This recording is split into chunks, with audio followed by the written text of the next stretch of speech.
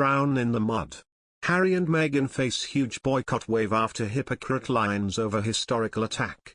Meghan Markle and Prince Harry have been praised after their tribute on the 20th anniversary of the September 11 attacks. The Duke and Duchess of Sussex on Saturday changed the website of their Archie Foundation to show rows of victims' names. Harry and Meghan, who quit royal duties last year and moved to the US, were praised by some Twitter users for their 9/11 tribute. One Twitter user commented, "This is a great gesture and way of remembering. To remember each of their names and keep them in memory." Another wrote, "M&H are masterminds." A third added, "I agree.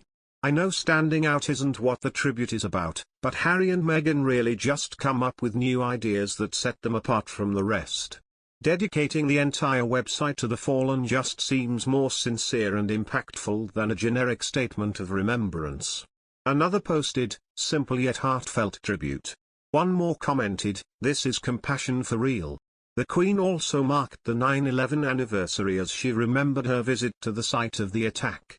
In a message to US President Joe Biden, she said, "As we mark the 20th anniversary of the terrible attacks on September 11, 2001, my thoughts and prayers, and those of my family and the entire nation, remain with the victims, survivors and families affected, as well as the first responders and rescue workers called to duty. My visit to the site of the World Trade Center in 2010 is held fast in my memory.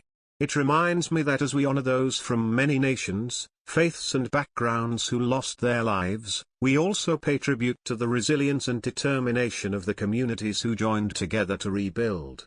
Beside, Prince Harry and Meghan Markle are desperate to arrange a meeting with the Queen, according to royal experts, who claim the couple needs to keep up their royal connection for their US fan base. Prince Harry and Meghan Markle's reported request for a meeting with the Queen shows the couple are desperate to keep up their royal image. Meanwhile, the Duke of Sussex is teaming up with First Lady Dr. Jill Biden to host a special virtual event on Monday, it has been announced. Alongside the First Lady, Secretary of Defense Lloyd Austin and Ken Fisher, Chairman and CEO of Fisher House Foundation, Prince Harry will honor Warrior Games athletes, their families and caregivers. The Department of Defense Warrior Games is an annual event, first held in 2010, that celebrates the resiliency and dedication of wounded, ill, and injured active duty and veteran U.S. military service members.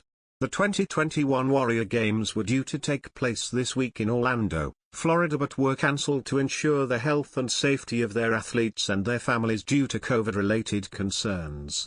In a statement from the First Lady's office at the White House, it said that Dr. Jill Biden, Harry and Lloyd Austin had planned to attend the Warrior Games in person prior to its cancellation. The First Lady first met Harry during his tour of the US in 2013, during which he attended a reception for British and US wounded warriors in Washington. At that time, Mr. Biden and Dr. Biden were Vice President and Second Lady under President Obama's administration. Harry credits his visit to the Warrior Games in Colorado during his 2013 trip as the inspiration behind his Invictus Games, an international sporting event for wounded, injured and sick service personnel. Dr. Jill Biden later traveled to London to cheer on the US team at the inaugural Invictus Games in 2014.